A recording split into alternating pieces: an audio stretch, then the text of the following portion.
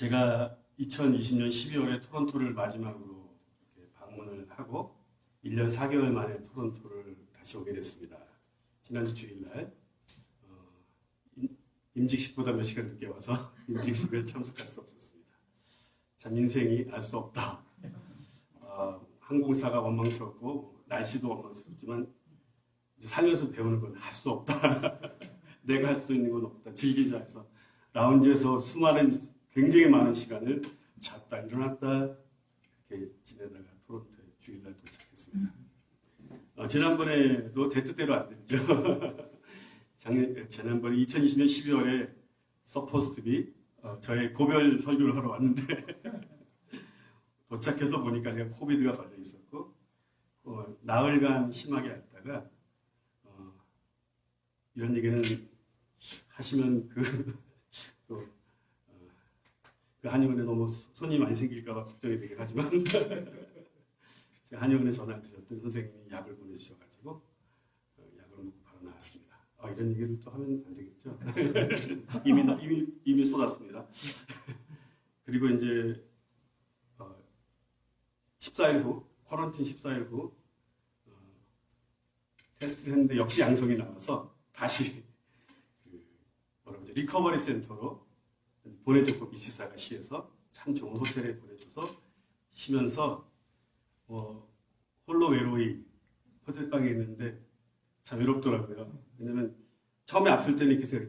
첫 번째 쿼런틴 할 때는 이러다 나 혼자 죽으면 누가 알리고 이러고요. 숨을 잘 못 쉬겠으니까 이러고 있으니까. 근데 이제 몸이 좋아져서 호텔에 있을 땐 지루하더라고요. 그때 저를 누구라고 안 하겠습니다. 저희 교회 성도님들이 알리지도 않았는데 몇 분이 하셔가지고 호텔 로비에다가 리커버리 센터에다가 음식을 갖다 주시면 너스들이 제 방으로 갖다 주고 해서 한국 음식도 먹으면서 내가 왜 이렇게 사랑을 받는 거야. 그래서 참 어려울 때 친구가 친구잖아요. 어려울 때도 우리 갈보리 치프 성도님들이 저를 그렇게 위로해 주시더라고요. 그렇게 회복하고 멕시코로 돌아가서 2021년 1월에 갔는데 중간에 연락드리고 만날 수 있는 우리 분위기가 아니었잖아요. 그때 무슨 만나자. 회복됐으니까 그 눈치 없는 사람이잖아요. 그래서 조용히 왔다가 갔습니다. 그리고 이제 2021년 한 해, 그리고 2022년 상반기를 보내면서 저의 마음속에 아직도 계속 남아있는 한 가지 띠이 있는데 하나님의 때와 하나님의 방법에 대한 생각입니다. 그래서 몇 개월 전에 이것까지 기억하시면 여러분들 정말 대단한 성도님인데 몇 개월 전에 제가 수요 예배를 추 목사님의 부탁으로 영상으로 올렸습니다. 기억하신다면 그때 설교 본문도 이 본문입니다. 그때는 하나님의 때라는 설교를 했고 오늘은 하나님의 시간을 기다림이라는 설교를 함께 나눌 텐데 그 영상으로 제가 멕시코에서 일어난 하나님의 일들을 하나님의 때가 되니까 하나님이 일을 이렇게 하더라라는 것을 나누는 것이 좀 아쉬웠어요. 영상으로 나누니까 감정도 표현이 안 되고 해서 오늘 그 부분에 대해서 조금 더 업데이트해서 여러분과 나누는 것으로 저의 하나님이 멕시코에서 하시는 일을 나누는 선교복으로 하려고 합니다. 그래서 제가 멕시코 얘기를 좀 하자면 멕시코 갈보리 채플 마네아데로 갈보리 채플 사역은요 한마디로 말하면 팬데믹으로 인해서 더욱 성장한 그러한 사역이었고요. 이 기간 동안 하나님께서는 우리가 가야 할 방향을 보여주셨던 기간인 것 같습니다. 그렇기 때문에 저희 멕시코 마네아데로 갈보리 채플은 팬데믹이 축복이었고 팬데믹 때문에 저는 하나님의 뜻을 더 많이 발견할 수 있었습니다. 팬데믹 초기에 정부가 교회 모임을 금지한 때도 있었고 제한한 때도 있었습니다. 그때에 저희가 아이들이 어린 초등학생들이 교회 나오는 것은 좀 우리가 컨트롤이 안 될 것 같고 교회가 책임질 수도 없는 일을 벌려서 우리 교회 왔다가 코빗이 걸렸다라는 그런 바람직하지 않은 상황이 되면 안 될 것 같아서 나이를 제한했어요. 재밌죠? 10살부터 올 수 있다. 12살부터, 처음에 12살부터였어요. 그래서 10살부터 올 수 있다 하니까 한 10몇 명만 교회로 오는 거예요. 그렇게 한동안 함께 예배를 드렸습니다. 그렇게 하다 보니까 아이들이 조금 오고 주로 청소년들만 오니까 자연스럽게 청소년들 그러면 모임을 시작할까? 하면서 청소년들 모임하고 저희는 플라스틱, 마스크, 플라스틱 뭐 이렇게 하고 모임을 했습니다. 그러면서 이제 자연스럽게 제 아내가 원래 저희 아내는 아이들과 직접 하는 사역을 하나도 안 하는데요. 제 아내가 청소년들을 맡아서 왜냐면 스태프들도 많이 다 떠났기 때문에 담당자들이 없으니까 제 아내가 청소년들을 맡아서 소수들을 데리고 청소년 모임을 하게 되는데 그러다 보니까 저희들과 우리 청소년들이 굉장히 급속히 친해지더라고요. 친해지고 그러면서 한 12살부터 17살 되는 청소년들을 무슨 훈련을 시켰냐면요. 교회 예배와 봉사를 담당시키는 일을 시켰어요. 몇 개월 동안 연습을 시켰어요. 연습을 시키고 그런 과정을 통해서 예배 안내위원 환영하는 앞에서 안내위원 스프레이 뿌려주고 마스크 완가져서 마스크 주고 찬양 인도시키고 헌금 기도시키고 마무리 기도시키고 안내 방역 소독 끝나면 교회 청소 스프레이 뿌리고 다니고 이런 일들을 맡기면서 놀라운 변화를 발견했습니다. 아이들이 변하기 시작하는 겁니다. 단순히 말씀 공부와 은혜 받는 것으로 사람 성장하는 것이 아니라는 것을 저는 선교제에서 너무 크게 경험했습니다. 지난 1년 반 동안. 거기다가 플러스 저희가 작년 여름부터 지역에 농장 사역을 했는데 농장 사역이라 하면 농장 사역이 무엇인가 제가 잠시 후에 뒤에 부분에서 농장 사역을 설명할 때 말씀드리고 저희가 농장 사역을 시작하게 됐는데 아이들을 데려가 볼까 이런 얘기를 저희 스태프들이 하는 거예요. 뉴 아이디어죠. 우리끼리만 가는 사역인데 스태프들끼리만 가는데 우리는 그 청소년 12살에서 17살을 아이라고 생각했거든요. 얘네들을 우리 사역자라고 생각하면 어떨까? 이게요, 팬데믹에 다 일어난 일이에요. 사람이 없습니다. 간사가 없습니다. 그래, 한번 얘네들 데려가 볼까? 근데 놀라운 일이라는 거예요. 그 중에 정말 훈련을 시켜도 그 있잖아요. 항상 애가 태도가 안 좋은 애 있잖아요. 그 찬양팀으로 세워도 뒤에서 남들 막 움직일 때 손 이렇게 움직이는 애지 쭈삣쭈삣 하는 애. 얘가 농장에 가서 앞에서 찬양도 시키는데 너무 열심히 하는 거예요. 제가 미쳤나? 제가 왜 오늘 왜 이래? 애들이요, 뒤에 서서 따라올 때와 앞에 서서 했을 때 달라지는 거예요. 몇 번을 데려갔더니 어느 날 자기들끼리 모여서 회의를 한 거예요. 야, 우리 헌금하자. 우리 멕시코 사람은 헌금 안 합니다, 원래. 우리 헌금하자. 헌금을 해서 우리가 농장 사역 갈 때 간식이 필요하니까 우리 돈으로 모아서 한 달에 한 번씩 가자. 자기들이 결정했다는 거예요. 그럼 제가 니들끼리 결정하냐? 그게 아니잖아요. 이렇게 기특할 수가 얼마나 예쁜 이런 일들이 팬데믹에 사람이 없어서 청소년들을 우리가 사역의 대상이 아닌 동역자로 보면서부터 이런 일이 일어나기 시작합니다. 얼마나 이 아이들이 저희들이 감동과 도전을 줬는지 모릅니다. 얼마나 감격스러운지 모릅니다. 그런 이야기들을 들을 때 생각해 보시죠. 제가 3살 때부터 키웠던 애들이 그런 얘기를 할 때 다 컸구나. 이 기간에 저희 만해아대로에서 1호 대학생도 나왔고요. 1호 대학생이 또 제일 좋은 대학교 갔어요. 이런 얘기 하면 안 되죠. 비교하면 안 되죠. 어쨌든 기분 좋잖아요. 아빠 입장으로. 제일 좋은 대학교 갔어요. 얘한테 학비 다 대주는데 너무 기분이 좋고. 교육대를 가서 학교 좀 작아요. 다행히. 그렇게 하면서 팬데믹으로 해서 저희는 우리 청소년들 성장하는 것을 보고 그런 열정이 우리 교회 예배로 들어오는 거예요. 주일 예배에서 그 열정이 들어와서 이 아이들이 사회 보고 아이들이 기도하고 아이들이 헌금 걷고 이런 예배를 한번 생각해 보십시오. 저희 교회는 지금 그렇게 하고 있습니다. 우리 교회 안수집사님들이나 운영위원장들이 해야 될 일을 우리 청소년들이 하고 있는 거예요. 이런 축복을 하나님께 주셨습니다.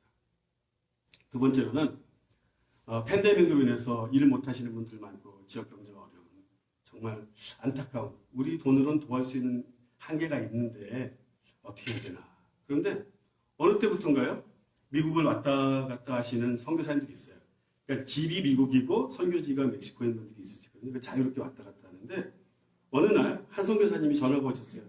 제가 좀 드릴 게 있는데 도네이션 있는데 몇 시까지 주일날 오후에 오시면 받아가세요. 가봤더니 몇 박스의 야채, 그 다음에 쌀, 콩, 그리고 돼지갈비, 아니 그 내용은 또 너무 디테일하니까 왜 돼지갈비가 멕시코에 와야 되냐 이거는 나중에 개인적으로 말씀드리겠습니다. 중요 포인트가 아니니까. 돼지갈비 한 박스가 어떤 거냐면 한 박스요? 웬 행진이냐 이런 걸 받아본 적이 없는데 이러면서 저희한테 주시는 거예요. 저희는 한 번쯤 주실 줄 알고요. 냉동고에 넣어놨어요. 우리 나눠 먹으려고. 우리 베이스 스태프들은 뭐 먹고 살까 그랬거든요. 웬일이냐 좀 넣어놨다가 먹어야겠다 냉동고에 넣어놨어요. 그리고 야채만 다 나눠줬어요. 근데 그 다음 주에 또 부르시는 거예요. 그분이 매주 할 계획이었던 걸 미리 말씀하는 스타일이 아니거든요. 매주? 제 미니밴에 가득 차게 주시니까 이제는 야채만 나눠주기 아니라 고기까지 나눠주기 시작해요. 이만한 봉지 하나씩. 애들이 놀라는 거 고기를 주니까 교회 왔더니 어느 날 제 아내가 이 아이들이 선교팀한테 나누는 얘기를 들었습니다. 그렇게 한 몇 개월이 지났는데 우리 청소년 중에 한 아이가 선교팀한테 이렇게 나누더라고요. 팬데믹 기간 동안 우리가 너무 어려웠어요. 어느 날 밥 먹을 게 없다고 엄마가 그래서 이제 우리로 말하면 쌀이죠. 쌀이 다 떨어졌구나. 그러면 사모님이 전화가 온대요. 얘들아 주일날 나눠줄 거지만 토요일날 미리 청소년들을 미리 불러서 걔네도 더 좋은 걸 주거든요. 리더들이니까. 얘들아 교회로 와라 뭐 줄게 이러고 가보면 고기, 콩, 캔, 야채를 이만큼 주셔서 애들이 무겁다고 그러고 갔어요. 그 엄마가 놀래고. 그래서 그 애들이 저는요 팬데믹 동안 설교하다 눈물을 만드는데 팬데믹 동안 하나님이 신실하시다는 걸 배웠어요. 누굴 통해서? 그 신실하게 그 텍스 내가면서 그 어렵게 국경 넘어오는 거 좀 짐 들고 들어오는 거 좀 텐션이 있어요. 그 국경 관리들이 뭐라 그럴까 봐. 그 희생을 해가면서 그 선교사님이 일부러 그 쉬운 국경이 있어요. 그 세관들이 좀 부드러운 국경이 있거든요. 그래서 몇 시간 돌아서 오는 국경이 있어요. 그분 체력도 장난이 아니죠. 그렇게 신실하신 한 선교사님 통해서 우리 아이들이 신실하신 하나님을 경험할 거예요. 우리는 에이전트가 된 거죠. 그 말을 들을 때 내가 이 땅에 사는 이유가 있구나. 아이들이 그것 때문에 먹고 살았다는데. 근데 팬데믹이 아니었으면 해볼 수 없었던 일. 저희 원래 음식 나눠주는 사역을 안 하거든요. 팬데믹 때 하나님께서 이런 은혜스러운 경험들을 하게 했습니다. 정말 하나님이 정확한 데 일을 하셨군요. 이런 고백을 할 수밖에 없었습니다. 또 세 번째로는, 첫 번째는 뭐 얘기했죠? 우리 청소년들 성장하는 이야기. 두 번째는 하나님께서 먹이신 얘기했죠. 세 번째로는 저희가 학교 사역이 있습니다. 2016년부터 저희 유치원 사역을 했고요. 3년째 하던 중에 2019년 가을이 됐을 때 하나님 요번 학기 하지 말고 다음 학기에 초등학교 사역으로 바꿔라. 이런 마음을 주셨어요. 그런 얘기는 아마 제가 교회에서 나눈 적이 있었을 겁니다. 그래서 2020년 1월에 기독교 대안학교라고 하는 킹스키즈 사립 초등 대안학교입니다. 이런 학교를 시작했습니다. 그런데 팬데믹이 시작되고 나이스하게 시작했는데요. 팬데믹이 바로 시작됐잖아요. 2달 정도, 학교를 이제 2달 정도 했는데 팬데믹이 심해져서 한 달 조금 더 되게 한 5, 6주는 문을 닫았습니다. 근데 그때 하나님 저에게 주신 마음은요. 선교제에서 선교사들이 환경에 지나치게 위축된 모습을 보이는 것이 믿음일까 생각했어요. 아니다. 이것은 우리 동네 사람들에게 부정적, 우리 몸살이는 모습으로 보일 수 있다. 그러면 하나님께서 우리를 보호해 주실 것을 믿고 우리 아이들도 보호해 주는 방법으로 어떻게 할까 해서 다시 학교를 시작했습니다. 한 5주 쉬었다가. 원래는 팬데믹 전에 하루에 4시간 수업했던 것을 좀 줄이기 위해서 피곤함을 줄이기 위해서 우리가 마스크 쓰고 수업을 하니까 너무 힘들더라고요. 처음엔 2시간 했다가 좀 이따 3시간으로 바꿔서 현재 일주일에 월요일부터 금요일까지 오후 1시 반부터 4시 반까지 매일매일 3시간 수업을 하고 있습니다. 매일 성경 암송. 여러분들보다 암송을 더 많이 할 거예요, 우리 애들이. 매일매일 하니까 영어, 수학, 한국어도 잘해요. 안녕하세요, 막 그럴 거예요. 중국어는 요즘 안 하죠. 미술, 음악, 댄스 이런 수업을 하고 있는데 심지어는 어떤 선교사님은 백인 선교사님들한테 학교 애들을 보내기도 해요. 이런 커리큘럼을 가지고 학교 사역을 계속 진행하고 있습니다. 이 기간에 우리는 오히려 더 공격적으로 선생님을 더 고용하자. 그래서 선생님을 더 고용해서 학교에 저희 전 우리의 힘을 다 쓰면서 사역을 할 수 있게 하셨습니다. 그래서 우리가 보여주는 것은 무엇일까?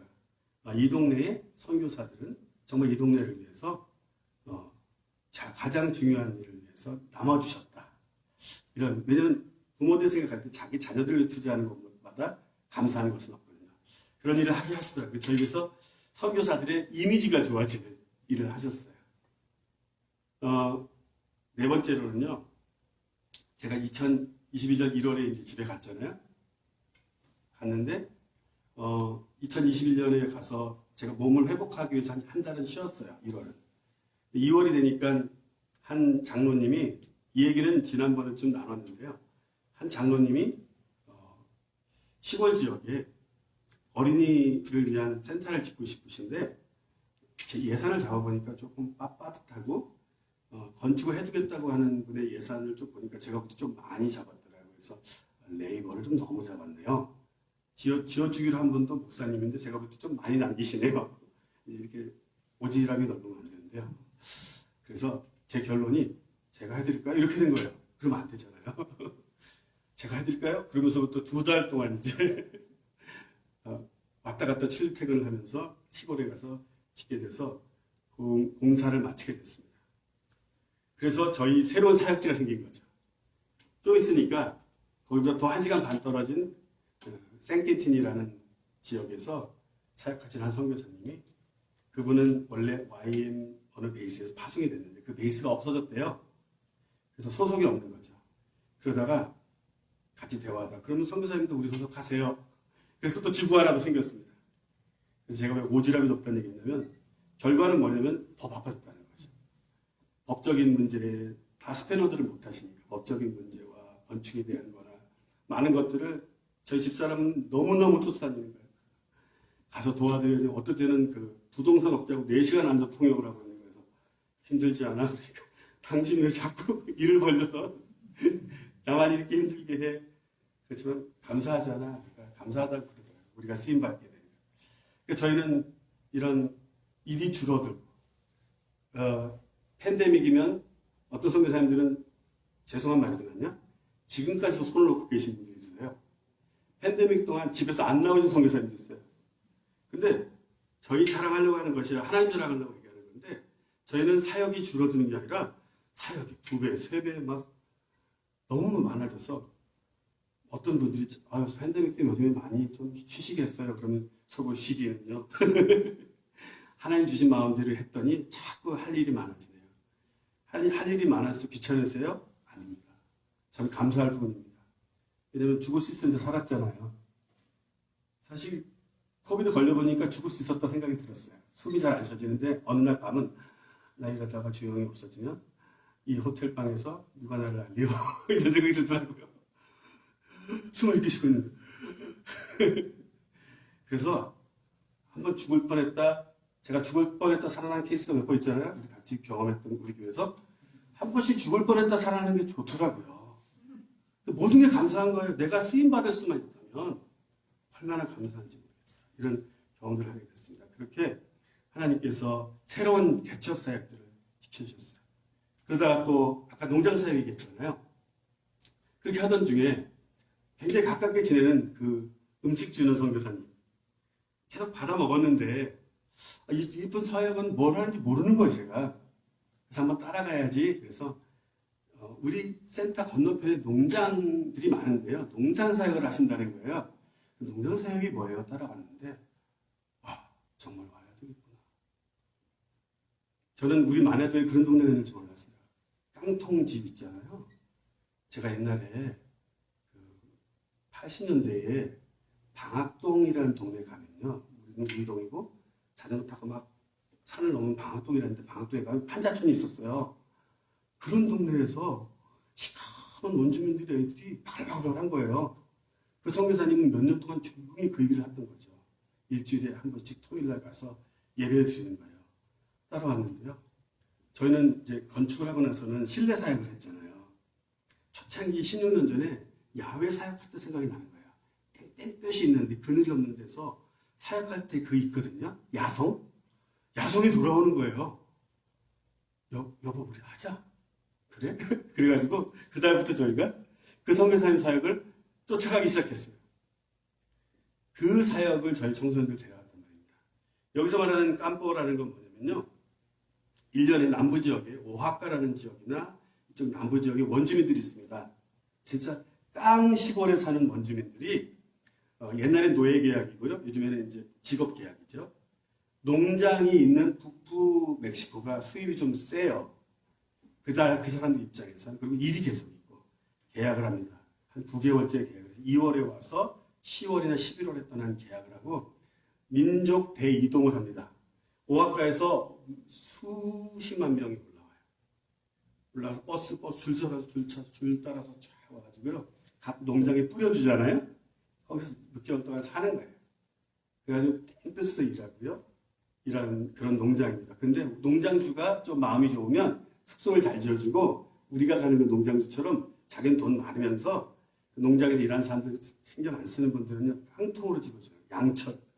덥고 춥고 화장실은 수세식 하나, 남자 거 하나 여자 거 하나 이렇게 하나씩 있고요.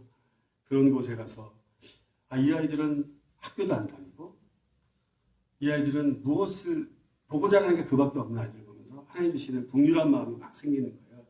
그래서 그 선교사님이 너무 훌륭해 보이더라고요. 빛나지 않는 이런 사역을 하는구나. 그래서 우리가 이제 거리 사역, 농장 사역을 시작하게 돼서 또 사역이 하나 늘었습니다. 매주 가면 80에서 100명 정도 모여드는 아이들에게 복음 전하고 찬양하고 애들은 한 번도 안 해본 크래프트 있죠? 이렇게 만들기 그런 걸 안 해봤어요. 얘네들은. 이 선교사님은 혼자 하시니까 못했던 것들을 저희가 하니까 너무 좋대요. 그리고 우리는 막 음악 틀어놓고 찬양하니까 너무 좋대요. 그래서 이 선교사님들의 사역을 또 미국의 교회들에게 나눴더니 제가 4월 30일 날 출발했잖아요. 멕시코에서. 저는 4월 30일 날 뭐 했냐면요. 어린이날 행사를 그 농장 애들과 농장에 가서 100명 모아놓고 큰 어린이날 행사를 했어요. 3시간 동안. 그거하고 바로 차 타고 올라왔거든요. 그래서 미국 교회에서 한교회에서 그 동장 사역을 마음으로 샀습니다. 그래서 매달 한 번씩 내려와셔서 같이 사역하는 일을 하게 됐습니다. 하나님의 완벽한 시간에 대해서 저는 계속 나누려고 합니다.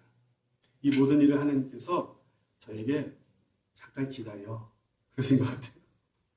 그랬다가 제가 저희 교회를 이제 은퇴하게 하시고 멕시코 가니까 모아놨던 거를 팍 펼쳐주듯이 너 이거 다 할래?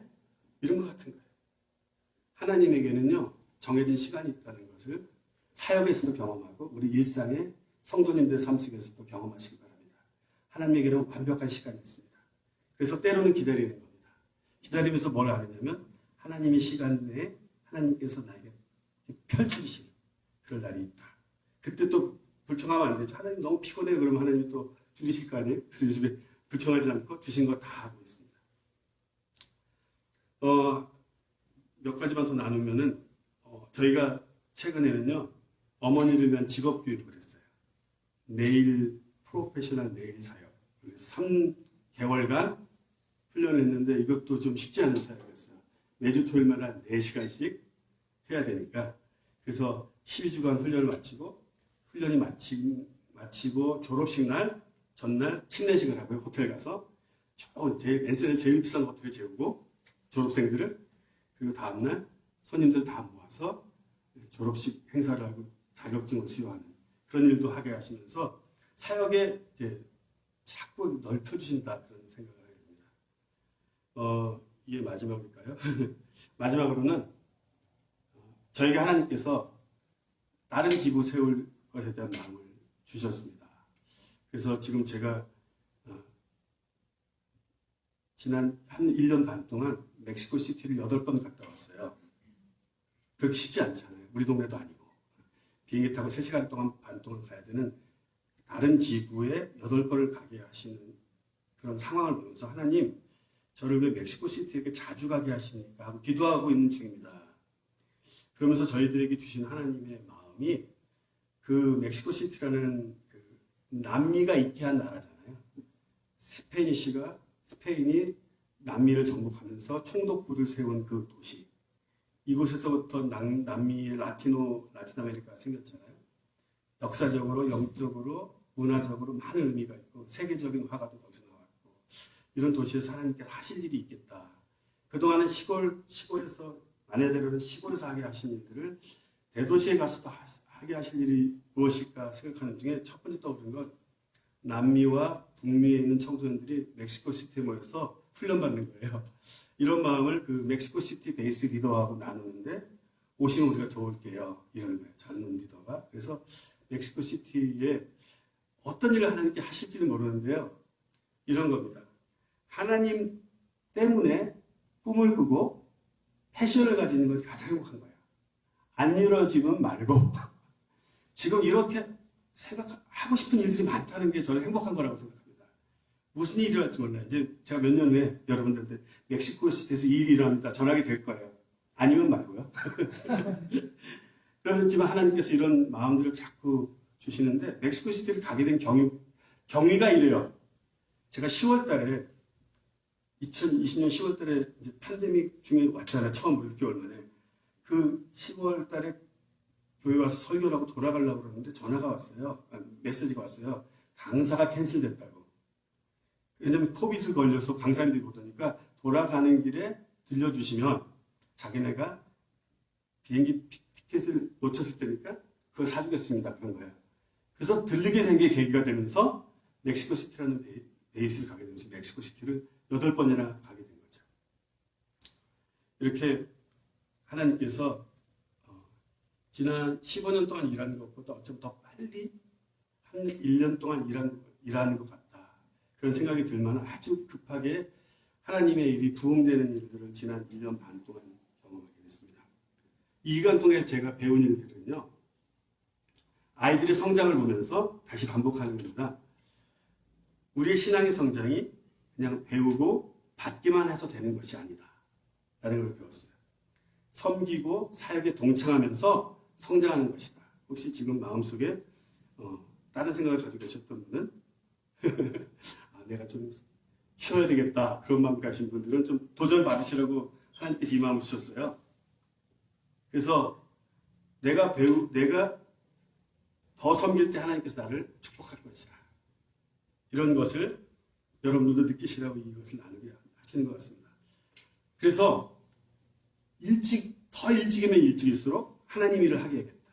그래서 여러분들도 우리 자녀들을요, 조금이라도 더 일찍 하나님 일을 섬기게 하십시오. 어떤 분야든지 하게 하십시오. 교회 일을. 두 번째로는 하나님의 때와 기다림에 대해서 배우게 되겠습니다. 하나님의 때가 있다는 것을 저는 2021년, 2020년 경험했다고 했죠. 분명히 하나님은 기다리게 하신 일들이 있습니다. 그리고 저는 여전히 기다리고 있는 게 있어요. 제가 원하는 대로 안 되는 일들이 아직도 너무 많아요.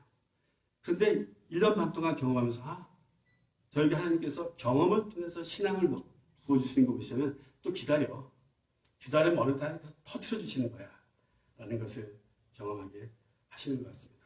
전도서 3장 1절에서 8절까지를 저한테 읽고 싶습니다. 전도서 3장 1절에서 8절입니다. 제가 1절을 읽고 여러분들이 짝수절을 읽고 있게 하겠습니다. 천하에 범사가 기한이 있고 모든 목적이 이룰 때가 있나니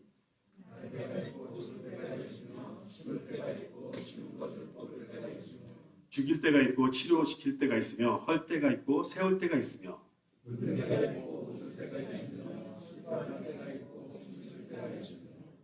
돌을 던져버릴 때가 있고 돌을 거둘 때가 있으며 안을 때가 있고 앉는 일을 멀리할 때가 있으며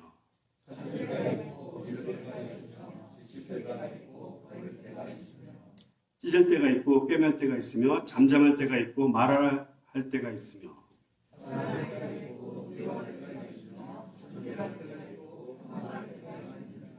아멘. 이 중에 저 여러분들은 어느 때에 있는지 모릅니다. 하지만 그 반대편을 한번 보시면요. 내가 잃어버렸으면 하나님께 찾게 하실 때가 있고요.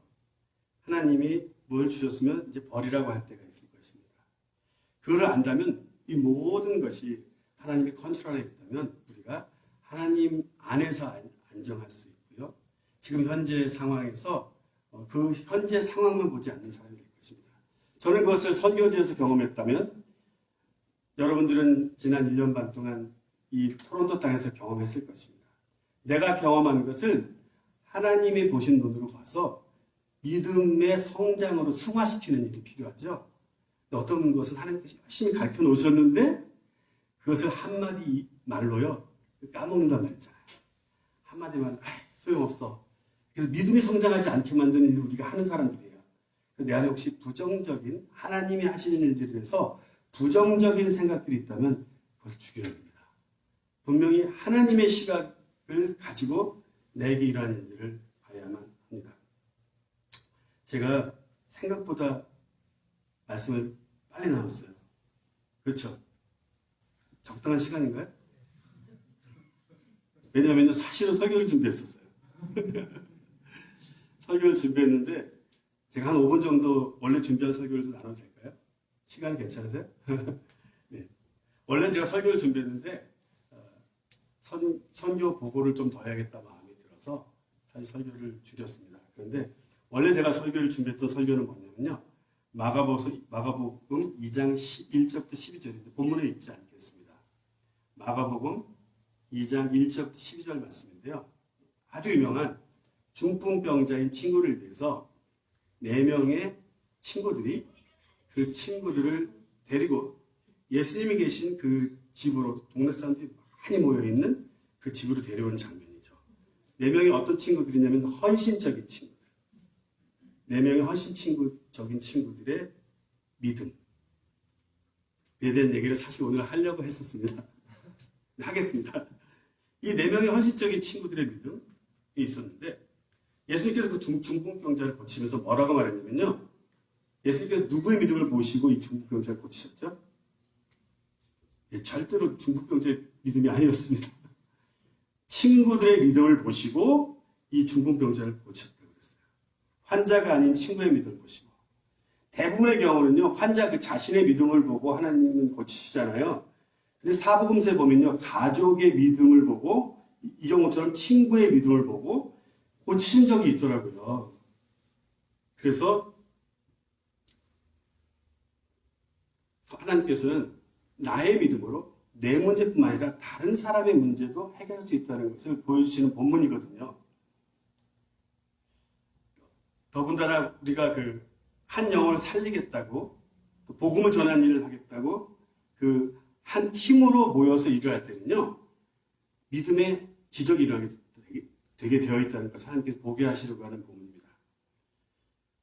저희 공동체에서 한때에 한 사람을 집에 보내야겠다고 한 때가 있었습니다. 본인도 가겠다고 하고, 저도 이제 지친다 이 사람 때문에 너무 지쳐서 이제는 보내야겠다 그런 마음이 들었던 적이 있었습니다. 그래서 정말 저는 잘 사람을 포기하진 않는데 이 상황은 너무 포기할 정도가 됐어요. 포기해야겠다. 그런 마음이 들었는데 그날 주일이었어요. 이제 토요일 날 그 한 친구가 집에 가겠다고 저도 이제 보내야겠다 했고요. 주일 아침이었어요. 밤새 이제 보내야겠다. 그리고 주일 아침에 우리 베이스 예배가 있는데요. 베이스 예배를 드리러 갔는데 찬양 시간에 찬양을 듣는데 하나님 제 마음속에 그 영혼을 포기하지 말라. 이렇게 말씀하시는 거예요. 그런데 그날 저희 베이스에 박문환 목사님이 계셨는데 제가 그 전날 밤에 갑자기 목사님이 내일 설교 좀 해주실 수 있으세요? 그래서 그 목사님이 갑자기 설교를 하게 됐습니다. 근데 목사님이 지금 제가 나눴던 본문을 들고 설교를 하셨어요. 설교의 내용은 어쩌면 다른 거였을 수도 있어요. 근데 설교를 듣는데요. 갑자기 제 마음속에 띵! 4명의 믿음의 친구로 인하여 중풍병자인 한 친구를 살리는 사건이 저에게 음성으로 들려오는 거예요. 그때 하나님께서 저에게 말씀하시는 거예요. 네가 그 4명의 친구가 되겠느냐? 그날 예배가 끝나고 제가 스태프들을 모았어요. 우리 투표하자. 너희들이 그 4명의 친구가 되겠다고 하면 꼭 거기 4명 있는 사람은 아니에요. 4명 있는 건 아닌데요. 여기 너희들이 4명의 친구가 되겠다고 하면 그 친구 안 보내고 그러면 안 보내면 안 가겠네요. 그래서 모르지 그거야. 그 자기가 결정을 해야 되지만 너희들이 안 보내겠다고 안 보내고 너희들이 골치 아프게 보내겠으면 나도 보낼게. 그랬더니요, 모두 다 보내지 말지요. 그래서 제가 그 친구를 불렀습니다. 다음날 여차여차해서 하나님 이런 마음 주셨고, 그리고 우리 스태프들한테 다 물어봤다. 본인이 알아요. 자기가 아주 다른 사람들 힘들게 하는 거를. 우리 스태프들 다 물어봤는데 우리 스태프들이 다 너 가지 말래. 저 안 가도 돼요? 자기 가고 싶지 않은 거예요. 가지 마. 우리가 너 도와줄게. 왜 갑자기 이 본문을 하고 싶었을까요? 오늘? 그 이유는 저희 교회가 리더십들이 있고 사역하시는 분들이 많으시죠? 우리 교회를 섬기시는 분들이 이런 마음으로 우리 교회 또 우리 성도님들을 우리 사역을 했으면 좋겠다 그런 마음이 막 들더라고요. 하나 된 마음이 한 영혼을 바꿀 거라는 믿음이 우리 안에 있습니다. 그런 마음이 들었습니다. 각자에겐 이유가 있겠죠. 이 설교를 들으면 하나님이 나한테 이 말씀을 듣게 하는가 이유가 있겠지만 저도 모릅니다. 각자에게 어떤 이유가 있어서 제가 이 본문을 나누는지는. 근데 좀 정리를 하자면요. 이렇게 한 마음이 돼서 네 명이 함께 일하면 그걸 팀워크라고 하잖아요. 팀워크로 일하게 되면요. 첫 번째는 크리에이티브가 생겨난다. 크리에이티비티. 한 명이 생각하는 것보다 네 명이 생각하는 게 훨씬 좋은 아이디어가 나온다. 어떤 사람이 갑자기 이거 방법이 없네. 사람이 많아서 그럴 때 한 명이 지공을 듣자. 그러니까 친구 세 명이 와 대박. 그런 아이디어 어디서 생각했냐. 이럴 수 있다는 거죠. 서로를 믿어주는 거죠. 에이 그게 말이냐 하지 않고 상대방에게 귀를 기울여주는 것이 바로 팀워크이다. 두 번째로는 어려운 문제들을 극복하기가 쉽다.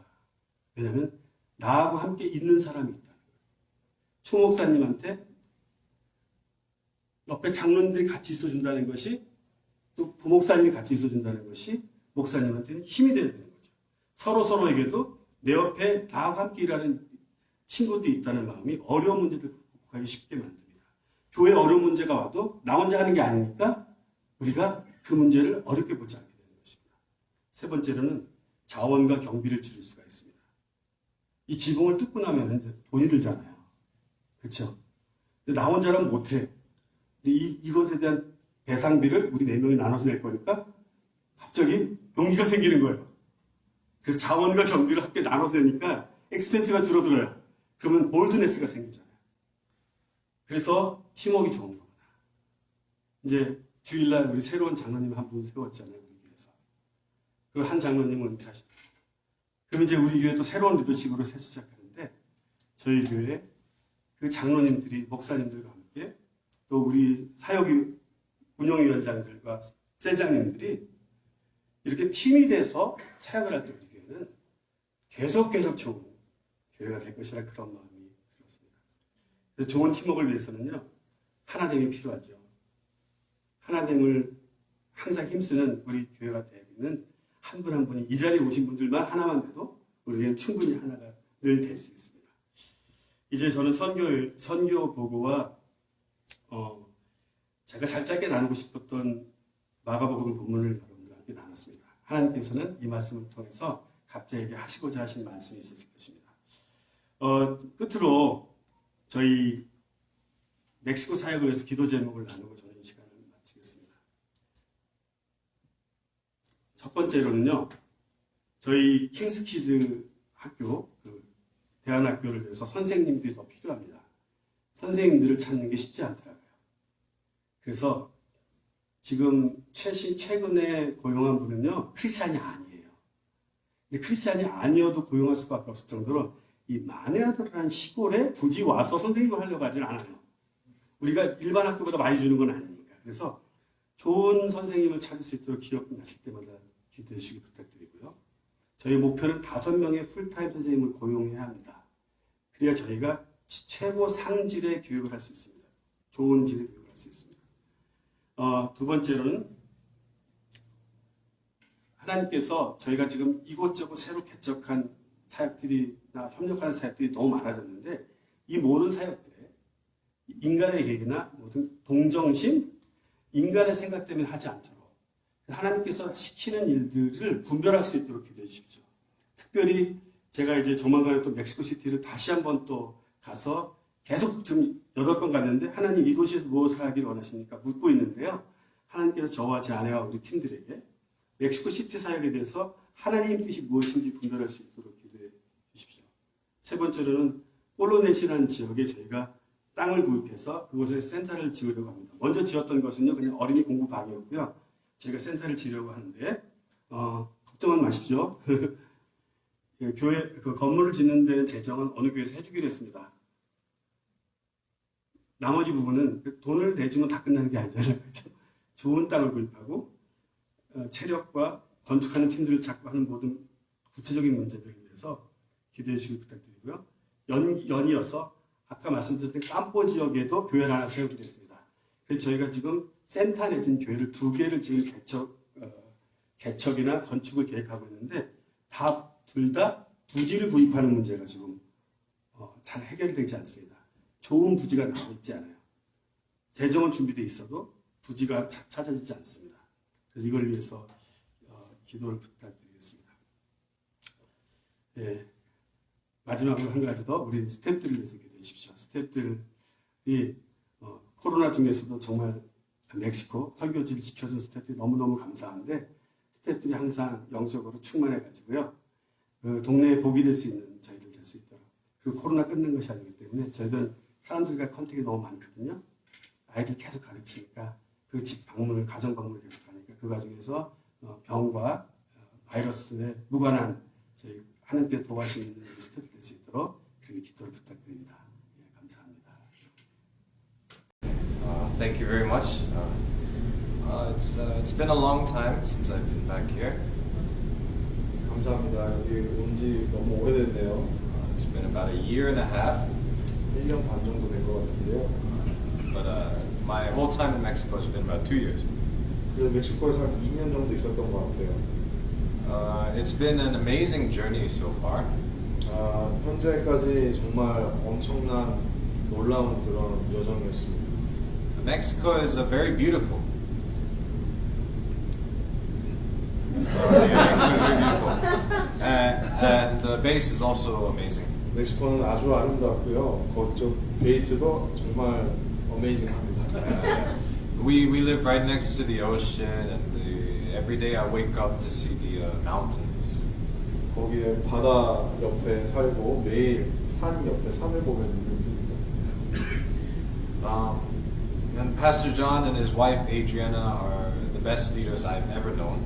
그리고 김 선교사님과 또 아드리아나 선교사님은 제가 아는 리더들 중에 가장 훌륭한 리더라고 말씀드릴 수 있습니다.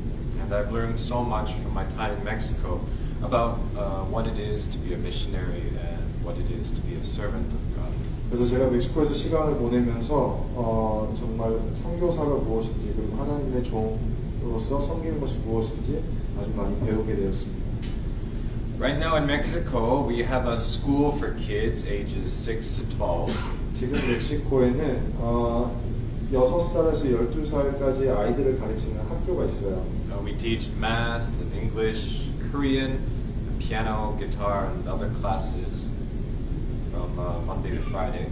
우리는 수학 교실, 영어, 한국어, 피아노, 기타 등등 수업을 월요일부터 금요일까지 가르치고 있습니다.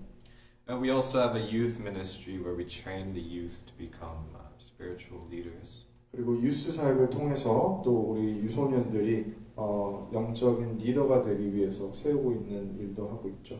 We work with other missionaries in other areas and help in those ministries. 그리고 다른 선교사님들과도 협력해서 그분들의 사역에 동참해서 같이 섬기고 있습니다.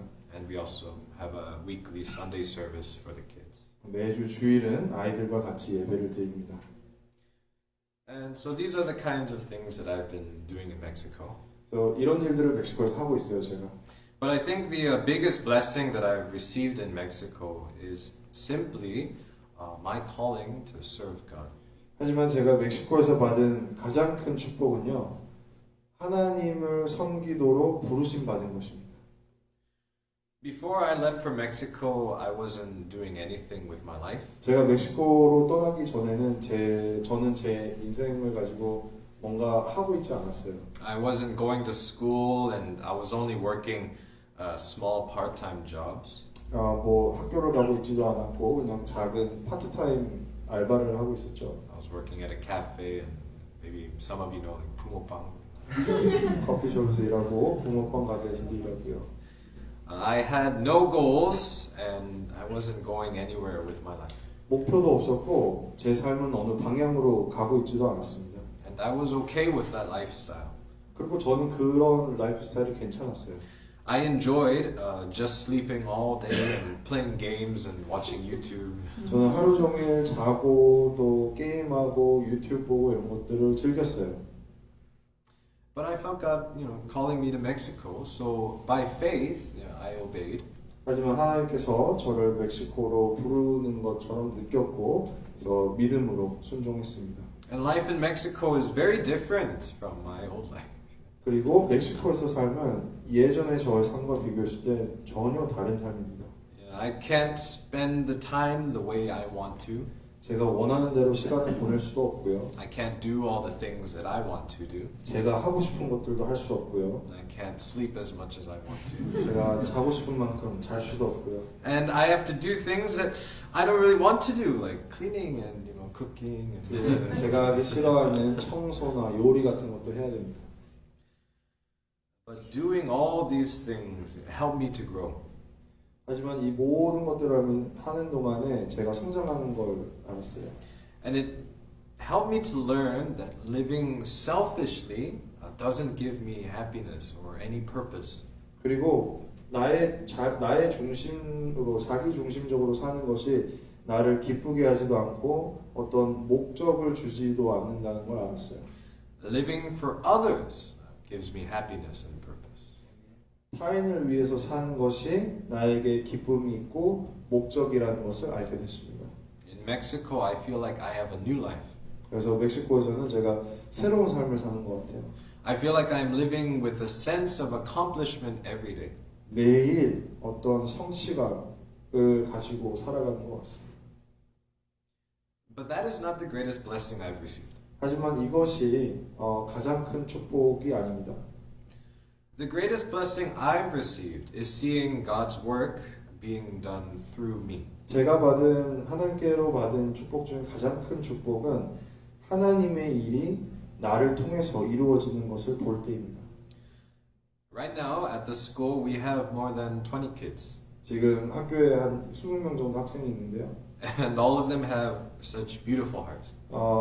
그리고 모든 아이들이 정말 아름다운 마음을 가지고 있어요.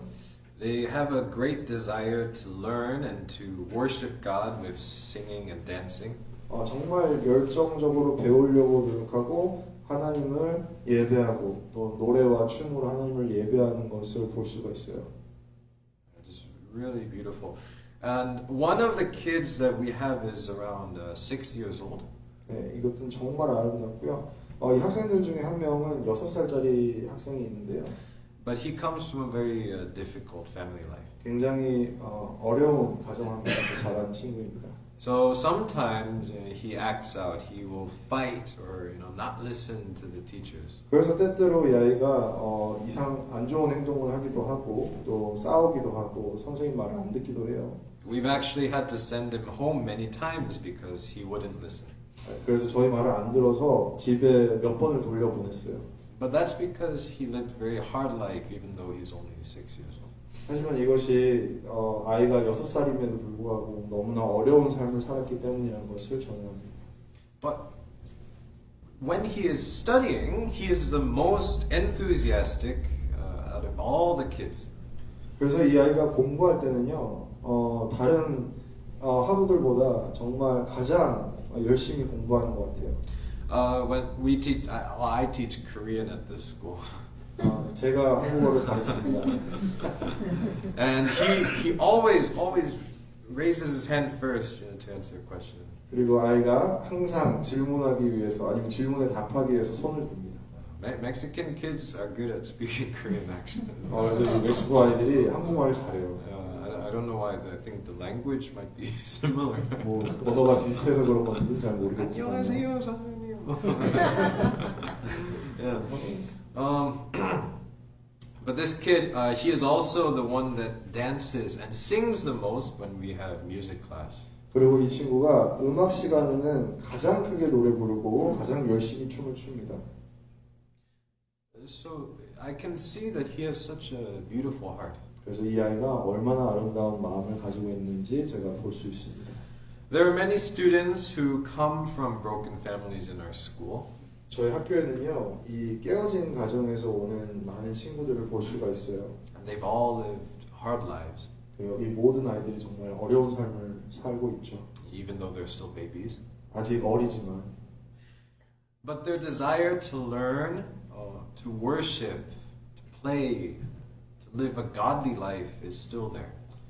하지만 이 아이들이 배우고자 하는, 그리고 예배하고자 하는, 놀고 싶어하는, 또 거룩한 삶을 살고 싶어하는 이 모든 갈망들이 다 안에 있어요.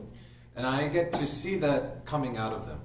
그리고 이것들이 아이들로부터 표현되는 것을 제가 봅니다. And I get to see that becoming their real life. 그리고 이것이 현실로 이루어지는 것을 볼 수가 있죠. And so it is not because of any of the work that I've done that these kids are growing. 이 아이들이 이렇게 자라나는 것은 제가 하는 일 때문에 자라나는 게 아니고요. It's not because of me that they are starting to live, a godly life. 저 때문에 이 아이들이 거룩한 삶을 사는 것이 아니죠. But it's all because of what God has done. 하지만 이 모든 것들은 하나님께서 하신 일입니다. He's the one who put that heart in the kids. 하나님께서 그 마음을 아이들의 마음에 심어주셨고요. And He's the one who set up the school. 하나님께서 이 학교를 세워주셨고요. And He's the one who is blessing these kids. 하나님께서 이 아이들을 축복하고 계십니다. But God has called me to be the path through which His blessing can come to the kids. 하지만 하나님께서는 저를 통하여서 저를 통로로 사용하시기 위해서 그래서 통로로 이 아이들을 축복하기 위해서 저를 부르신 것을 압니다. And that for me has been the greatest blessing living in Mexico. 그리고 이것이 제가 멕시코에 살면서 가장 큰 축복이라고 말씀드릴 수 있겠습니다. Thank you so much for always praying for me. 항상 저를 위해서 기도해 주셔서 감사하고요. And thank you for listening. 들어주셔서 감사합니다.